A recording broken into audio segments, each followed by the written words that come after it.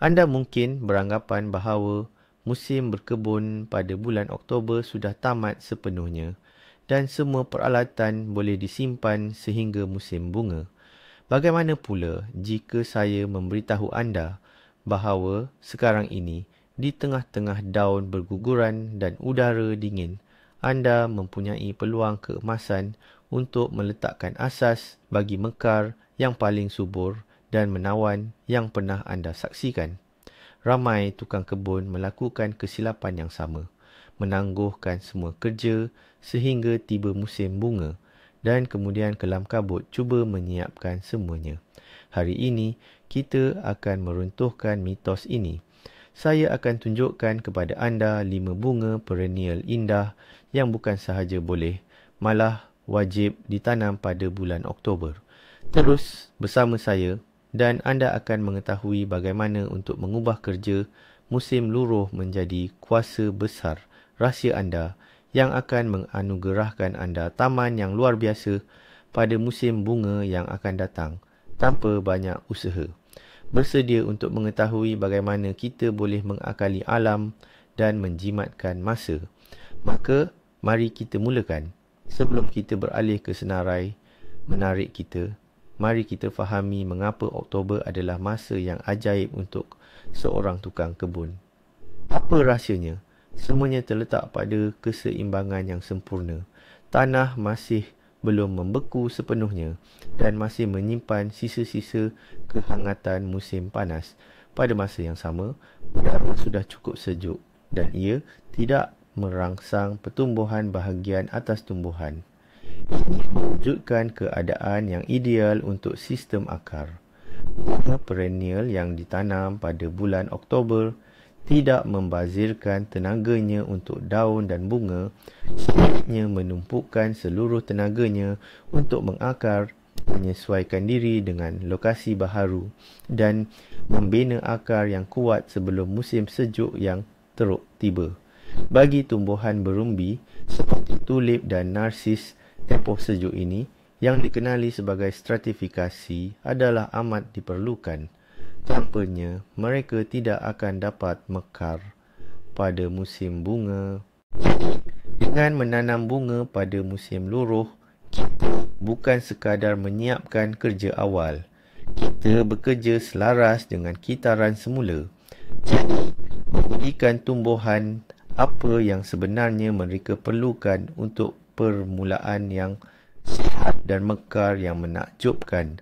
Pada masa hadapan, membuka tirai perbincangan kita hari ini adalah bunga yang digelar bangsawan taman. Bunga yang mampu tumbuh di satu lokasi selama berdekad-dekad, menjadi semakin rimbun dan mewah dari tahun ke tahun. Sudah tentu, kita sedang bercakap tentang bunga peoni. Oktober adalah masa terbaik, malah yang paling ideal untuk menanam dan memindahkan bunga-bunga cantik ini. Penanaman pada musim bunga awal tahun boleh memberi tekanan besar kepada mereka, menyebabkan mereka lambat pulih dan enggan berbunga.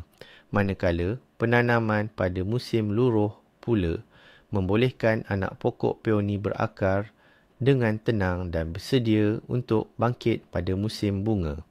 Bayangkanlah jambangan bunga yang besar dan harum semerbak dalam pelbagai warna yang paling lembut, dari putih salju hingga merah marun pekat, yang akan menyambut anda di taman pada awal musim panas.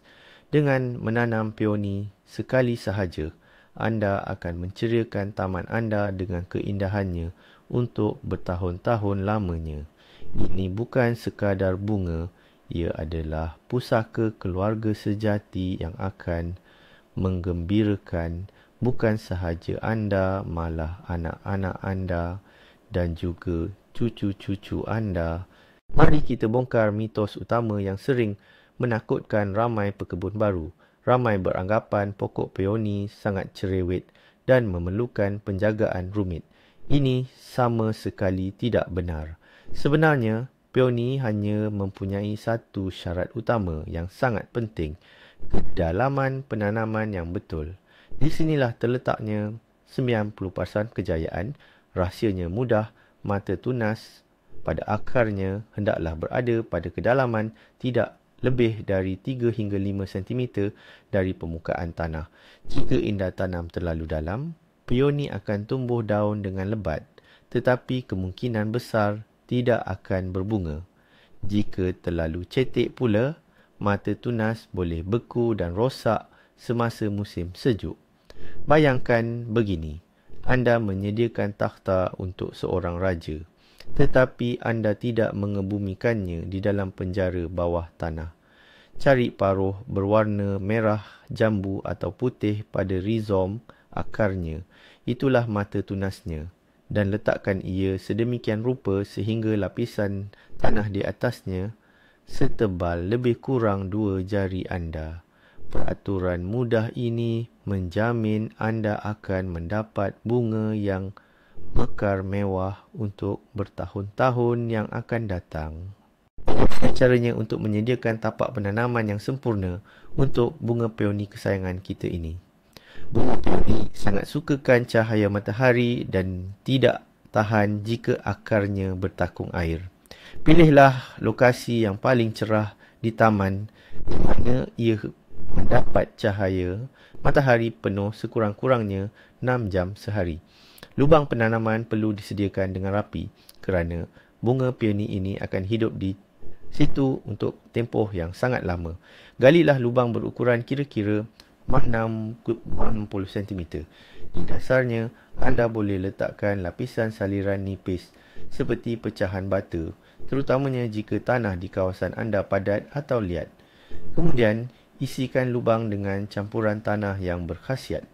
Gaulkan tanah kebun dengan kompos atau baja kompos yang telah reput sepenuhnya. Tambahkan juga secawan abu kayu dan segenggam baja superfosfat. Gaulkan semua bahan ini hingga sebati dan biarkan lubang itu mendap seketika. Semasa menanam, urai dan susun akar peoni dengan cermat di atas busut tanah kecil yang telah dibentuk di tengah-tengah lubang. Pastikan mata tunas berada pada kedalaman yang betul. Kemudian timbus dengan tanah, padatkan sedikit dan siram dengan banyak air. Bukan? Kini peoni anda sudah bersedia untuk menyerlahkan keindahannya. Bagaimana nak pilih pokok peoni yang sesuai? Terdapat pelbagai jenis peoni.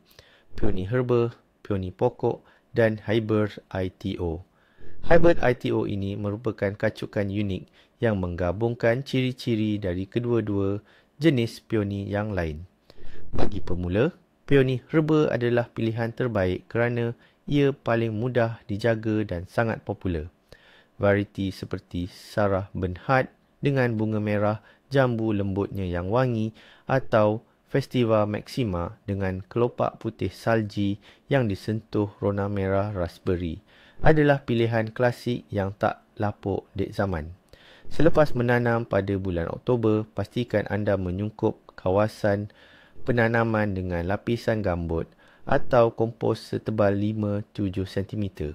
Ini akan memberi perlindungan tambahan untuk tumbuhan tersebut menghadapi cuaca sejuk dan membantu mengekalkan kelembapan tanah.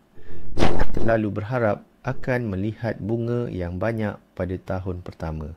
Tumbuhan ini memerlukan masa untuk menyesuaikan diri. Menjelang tahun kedua atau ketiga, peoni anda pasti akan mempamerkan kecantikannya yang memukau dan anda akan menyedari bahawa segala kerja keras menanam pada musim luruh itu tidak sia-sia. Sesungguhnya, ini adalah pelaburan paling berbaloi untuk menyerikan lagi keindahan taman anda. Seterusnya, mari kita lihat item kedua senarai kita. Lambang musim bunga yang tidak dapat disangkal. Sedangkan taman di musim bunga, kita pasti akan teringat akan bunga tulip. Batangnya yang langsing, warnanya yang cerah dan kepelbagaian jenisnya. Bagi bunga tulip, Oktober bukan sekadar masa yang baik untuk menanam, malah ia adalah satu-satunya waktu yang sesuai. Pada saat inilah, di dalam tanah yang sejuk, bawang tulip akan melalui tempoh penyejukan yang penting, membolehkannya mencanak naik menjadi tangkai bunga yang kuat dan menawan pada musim bunga nanti. Kepelbagaian tulip amat mengagumkan. Ada jenis tunggal dan berlapis, double, dan berbentuk lili, jenis parrot dengan kelopak yang unik, serta tulip Greg yang elegan dengan daun hiasan yang menawan. Dalam beberapa varieti yang berbeza pada musim luruh, anda boleh mencipta sebuah simfoni warna yang menakjubkan yang akan menghiasi taman anda bermula dari April sehingga ke awal musim panas. Mari kita bincangkan rahsia utama penanaman tulip yang berjaya, yang sering diabaikan ramai. Peraturan klasik menyatakan kedalaman penanaman adalah 3 kali ganda ketinggian berbawang. Lupakan peraturan itu. Jika anda mahu tulip anda bukan hanya mekar sekali, tetapi kembali berbunga setiap tahun, tanamlah ia lebih dalam. Untuk berbawang besar, kedalaman ideal adalah 20-25 cm. Mengapa perlu sedalam itu? Pertama, ini melindungi berbawang daripada beku dalam musim sejuk yang teruk. Kedua, pada kedalaman ini, berbawang tidak akan terlalu aktif membentuk anak-anak berbawang. Jadi, ia tidak mengecil dan menumpukan semua tenaga untuk menghasilkan satu bunga yang besar. Dan ketiga, ini adalah perlindungan yang sangat baik daripada tikus dan haiwan pengerat lain yang tidak akan dapat menggali sedalam itu. Bayangkan, anda menyembunyikan harta karun. Semakin dalam anda menyembunyikannya, semakin selamat ia akan kekal. Nah, sekarang tibalah satu trik untuk pencinta bunga sejati. Ia dinamakan lasanya tulip atau lebih tepat, penanaman bertingkat. Kaedah ini sangat sesuai untuk pasu atau batas bunga kecil dan ia menghasilkan kesan bunga yang mekar berterusan di satu ruang kecil. Intinya mudah saja. Anda menanam berbawang bunga secara berlapis seperti lasanya. Di bahagian paling bawah pasu atau lubang, anda letakkan berbawang tulip jenis yang paling lambat berbunga. Kemudian timbus dengan selapis tanah. Selepas itu, letakkan pula berbawang jenis yang berbunga sederhana dan selapis tanah lagi. Akhir sekali, di bahagian paling atas, tanam berbawang jenis yang paling awal berbunga. Apabila musim bunga tiba, satu keajaiban akan berlaku. Tulip yang paling awal berbunga di lapisan atas akan mekar dahulu. Setelah bunga-bunga ini layu, giliran tulip dari lapisan tengah pula mengambil alih. Dan yang mengakhiri perarakan bunga ini adalah jenis tulip yang paling lambat berbunga. Hasilnya, satu pasu atau batas bunga akan terus mekar selama lebih dari sebulan, sentiasa berubah wajahnya. Pemandangannya sungguh menakjubkan. Semasa memilih berbawang tulip, perhatikan baik-baik. Berbawang itu mestilah padat, berat, tanpa sebarang tompok, kulapuk atau kerosakan fizikal. Bahagian dasar, tempat akar tumbuh, mestilah kering dan keras. Perhatikan juga sisik luaran yang menutupi berbawang. Ia mestilah utuh dan berfungsi melindungi berbawang. Sebelum menanam, sangat disarankan untuk merendam berbawang selama 30 minit dalam larutan racun kulat. Contohnya Maxima. Ini akan membunuh spora kulat yang mungkin ada dan melindungi tanaman anda daripada pelbagai penyakit. Ini amat penting untuk mencegah virus tulip breaking yang muncul sebagai jalur tidak sekata pada kelopak bunga dan tidak boleh diubati. Berbawang yang sihat adalah kunci kepada bunga yang cantik dan subur. Jangan berjimat pada bahan tanaman, kerana inilah asas kepada keindahan yang akan mekar nanti. Ketiga kita ini adalah anugerah sebenar bagi mereka yang inginkan kecantikan maksimum dengan penjagaan minimum. Ia adalah bunga yang boleh dikatakan tanam dan lupakan.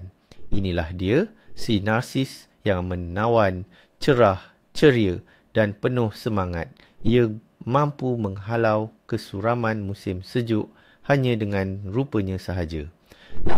Kelebihan utamanya bukanlah pada kecantikannya semata, tetapi pada ketahanan yang menakjubkan dan sifatnya yang tidak cerewet. Ini kerana umbi narsis mengandungi alkaloid dan beracun bagi haiwan pengerat. Tikus, tikus mondok dan cencorot, kesemuanya akan menjauhi narsis. Jadi, jika kebun anda sering diserang oleh perosak ini, narsis adalah pilihan utama anda. Tanamnya pada bulan Oktober, anda boleh yakin sepenuhnya bahawa pada musim bunga nanti anda akan melihat bunganya yang ceria, mekar, bukannya lubang-lubang yang digali. Bagaimana nak dapatkan pemandangan bunga dafodil yang paling menawan? Ada satu trik reka bentuk yang sangat mudah. Jangan sesekali tanam dafodil satu-satu atau dalam barisan lurus macam tentera berbaris. Ia kelihatan tidak semula jadi dan membosankan. Bunga dafodil sangat cantik bila ditanam secara berkelompok, seolah-olah membentuk padang bunga liar yang asli. Untuk dapatkan kesan macam ni, gunakan kaedah tabur segenggam. Ambil 5 hingga 7 biji berbawang dalam tangan dan taburkan perlahan-lahan di kawasan yang anda nak tanam bunga. Kemudian, tanamlah di tempat ia jatuh. Ada yang rapat, ada yang renggang. Pendekatan ini akan menghasilkan kelompok bunga yang sangat indah, tak sekata dan nampak macam dicipta oleh alam semula. Jadi sendiri. Padang bunga begini nampak lagi cantik, terutamanya bila ditanam di bawah pokok atau di atas rumput. Ini cara mudah untuk menyerikan taman anda dengan keindahan padang rumput liar yang belum terusik. Dan sekarang, peraturan paling penting dalam penjagaan dafodil yang jika dilanggar akan memusnahkan lebih banyak berbola atau ubi berbanding semua penyakit dan perosak digabungkan. Setelah dafodil selesai berbunga, jangan sesekali pangkas daunnya. Saya faham, godaan untuk membuang daun yang layu dan tidak kemas itu memang kuat. Namun, anda sama sekali tidak boleh melakukannya. Melalui daun-daun itulah berbola mendapat nutrien melalui proses fotosintesis. Seterusnya mengumpul tenaga untuk berbunga pada tahun hadapan. Jika anda memangkas daun terlalu awal, anda sebenarnya membiarkan berbola itu kelaparan. Ia akan menjadi lemah, mengecil dan dalam masa setahun dua, ia akan berhenti berbunga. Tunggulah sehingga daun benar-benar kuning dan rebah ke tanah dengan sendirinya. Hanya selepas itu barulah anda boleh membuangnya tanpa menjejaskan berbola. Ingatlah, kesabaran dalam aspek ini adalah kunci kepada pembungaan yang mekar dan subur setiap tahun. Apabila kita memikirkan tentang bunga narsisus, gambaran pertama yang muncul selalunya adalah bunga kuning klasik. Namun, dunia bunga narsisus sebenarnya jauh lebih kaya dan pelbagai daripada yang kita sangka. Terdapat 13 kumpulan utama narsisus dan setiap satunya mempunyai keunikan tersendiri. Ada yang bermahkota panjang seperti terompet, ada yang bermahkota besar dan ada pula yang bermahkota kecil. Ada juga jenis berlapis double yang menyerupai bunga peony mini. Jenis Cyclamineus pula memukau dengan kelopaknya yang melentik anggun ke belakang. Tidak ketinggalan, ada jenis split corona yang mahkotanya terbelah dan kelihatan seperti orkid. Warna-warnanya juga sangat memukau. Bukan sahaja kuning dan putih, malah ada juga warna merah, jambu, jingga, aprikot dan ada juga yang mempunyai sentuhan kehijauan.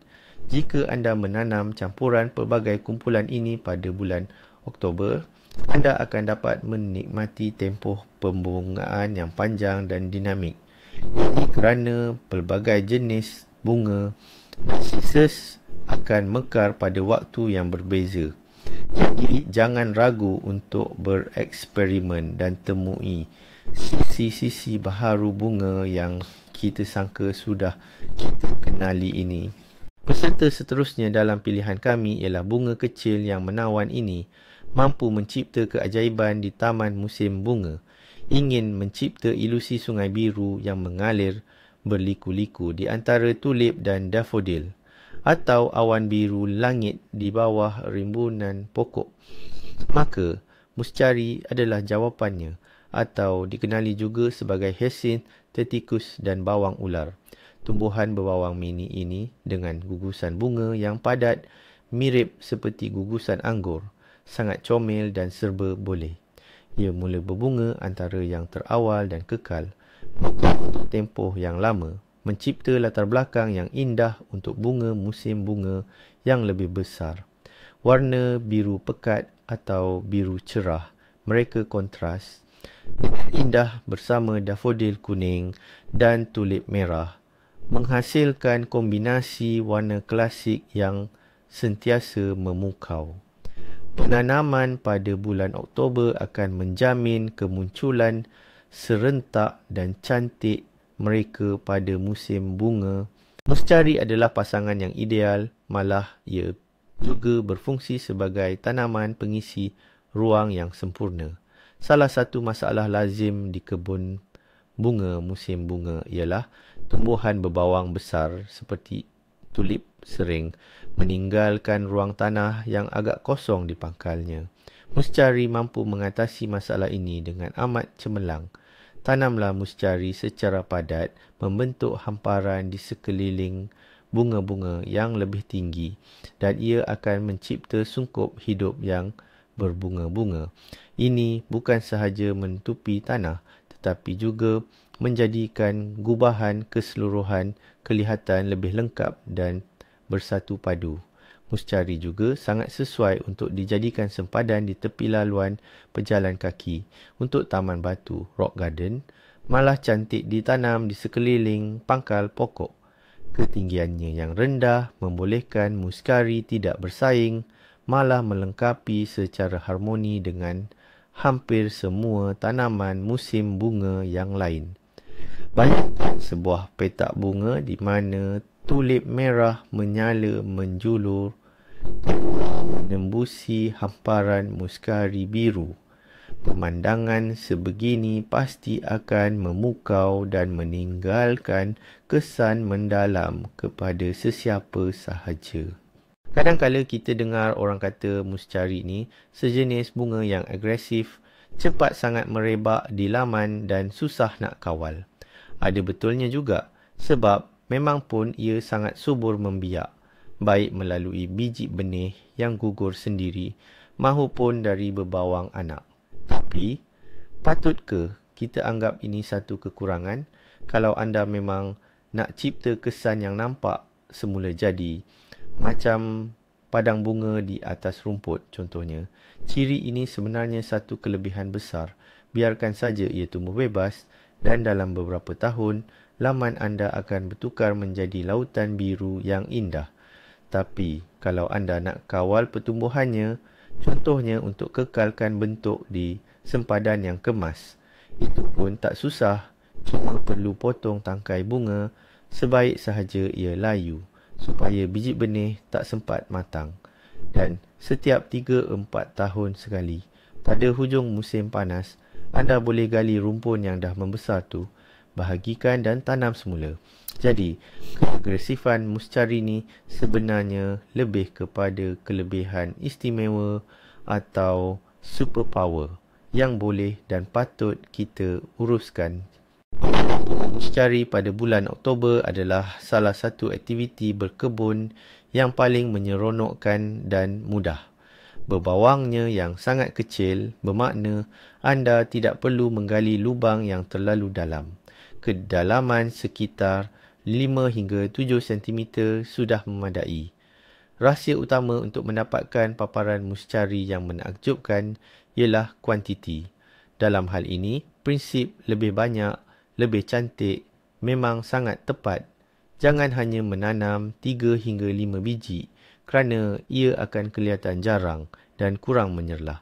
Sebaliknya, tanamlah dalam kumpulan besar 20 hingga 30 biji atau lebih untuk menghasilkan hamparan warna yang padat dan memukau. Anda boleh menggali parit kecil atau kawasan mengikut bentuk yang diingini, kemudian taburkan berbawang di dasarnya dan tutup semula dengan tanah. Kaedah ini jauh lebih pantas berbanding menanam setiap satu secara berasingan. Muscari tidak cerewet langsung mengenai jenis tanah dan boleh tumbuh subur sama ada di bawah sinaran matahari penuh atau di kawasan yang sedikit teduh. Oleh itu, ia adalah bunga yang sangat sesuai untuk pekebun baharu dan juga mereka yang menghargai masa. Akhirnya, di tangga kelima dalam senarai kita. Mereka ini adalah pembawa berita musim bunga yang paling awal muncul, paling berani dan paling dinanti-nantikan. Bayangkan pemandangan ini. Di sekeliling masih ada sisa-sisa salji. Tanah pula kelihatan kelabu dan tiada bermaya. Tiba-tiba menembusi tanah yang beku itu, muncullah cahaya-cahaya kecil yang cerah, menari-nari dalam warna putih, kuning dan ungu pudar. Itulah bunga krokus. Kehadiran mereka adalah isyarat yang tidak dapat disangkal lagi. Musim sejuk telah ditewaskan dan kehidupan kembali bernafas. Menanam berbawang kecil ini pada bulan Oktober itu seperti mengirimkan sepucuk surat ke masa hadapan. Surat itu bakal membawa berita gembira tentang kedatangan musim bunga lebih awal daripada sesiapa pun. Meskipun tempoh mekarnya tidak lama, namun suntikan emosi kegembiraan yang mereka berikan sungguh luar biasa. Melihat bunga-bunga krokus yang pertama, anda pasti tahu musim bunga telah tiba. Menanam krokus terus ke dalam rumput adalah salah satu cara paling popular dan cantik untuk menggunakannya. Pada musim bunga, sebelum rumput anda mula aktif tumbuh, halaman akan berubah menjadi hamparan bunga yang ajaib dan mempesonakan. Pemandangan ini sungguh menakjubkan. Untuk melakukannya dengan betul, gunakan pisau atau penyodok kecil untuk memotong sebahagian tanah berumput. Angkat potongan tersebut, letakkan beberapa berbawang krokus di bawahnya, kemudian kembalikan tanah berumput itu ke tempat asalnya. Pilih krokus spesies atau botani. Jenis ini lebih rendah dan lebih mudah semula jadi. Perkara penting yang perlu diingat, jangan terus memotong rumput sejurus selepas krokus selesai berbunga. Anda perlu membiarkan daun krokus, sama seperti daun bunga bakung, layu sepenuhnya. Proses ini biasanya memakan masa kira-kira 6 minggu. Oleh itu, pemotongan rumput pertama anda mungkin perlu ditangguhkan. Tetapi percayalah, pemandangan indah ini pasti berbaloi. Secara M-nya, bunga krokus terbahagi kepada dua kategori utama, krokus botani atau spesies liar dan hybrid Belanda berbunga besar. Jadi, apa bezanya di antara kedua-dua jenis ini? Krokus botani, seperti krokus thomasini, biasanya lebih kecil dan halus. Kelebihannya, ia mekar paling awal dan membiak dengan sangat cepat, membentuk rumpunan bunga yang luas dari masa ke masa. Ia sangat sesuai untuk ditanam di kawasan rumput atau di bawah teduhan pokok, di mana ia boleh menjadi semula jadi dan berkembang biak tanpa banyak penjagaan. Manakala hybrid berbunga besar pula, seperti namanya, menghasilkan bunga yang lebih besar, menarik dan mempunyai warna yang lebih terang serta pelbagai. Walaupun begitu, ia mekar sedikit lewat dan tidak membiak seaktif jenis botani. Jenis ini sangat cantik jika diletakkan di bahagian hadapan batas bunga, di taman batu, rock garden atau ditanam di dalam pasu.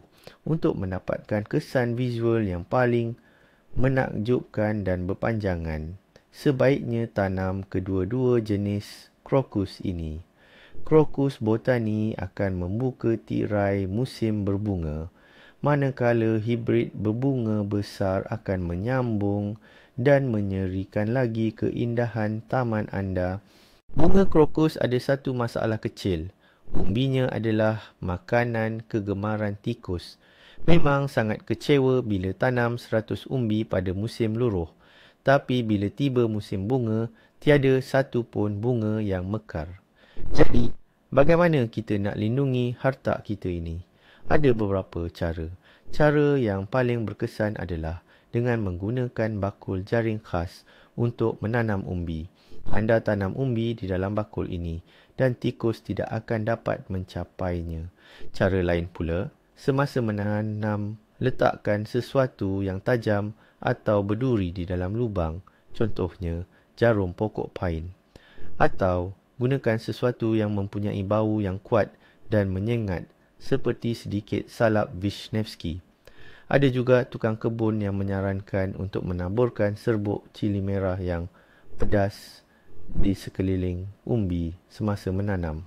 Tidak kira apa pun cara yang anda pilih, sedikit persediaan awal pada bulan Oktober pasti akan memastikan anda dapat menikmati keindahan bunga krokus yang dan menawan pada awal musim bunga. Jadi, mari kita rumuskan. Peony, tulip, dafodil, muskari dan krokus. Inilah 5 bunga pilihan kami yang akan mengubah usaha penanaman musim luruh anda menjadi sesuatu yang ajaib. Dengan meluangkan masa beberapa jam sahaja pada bulan Oktober, anda bukan sekadar menanam bunga. Sebaliknya, anda membuat pelaburan bijak untuk keindahan taman anda, menjimatkan masa berharga pada musim bunga dan bekerja selari dengan alam semula jadi, memberikan permulaan yang sempurna kepada tumbuhan anda. Dan inilah rahsia utamanya. Ketika kebanyakan orang menganggap musim berkebun sudah berakhir, anda dengan ilmu ini mengambil penyodok dan mula mencipta keajaiban. Dan pada musim bunga akan datang apabila taman anda dipenuhi dengan warna-warni dan haruman mempesona. Ketika jiran-jiran baru mula menanam, anda pula hanya akan menikmati secawan kopi sambil menyedari bahawa rahsia utama seorang pekebun bukanlah jari hijau yang mitos itu, tetapi perancangan yang betul dan pengetahuan tentang tip-tip kecil namun sangat penting seperti ini. Terima kasih kerana menonton video ini sehingga habis. Jika anda mendapati video ini bermanfaat, jangan lupa tekan butang suka dan langgan saluran ini agar tidak terlepas rahsia-rahsia berkebun yang baru. Sekarang, soalan untuk anda. Apakah tumbuhan saka yang anda rancang untuk tanam pada musim luruh ini? Atau mungkin anda mempunyai bunga kegemaran untuk ditanam pada bulan Oktober yang tidak saya sebutkan. Kongsilah pengalaman anda di ruangan komen. Mari kita bina komuniti yang paling berbunga-bunga.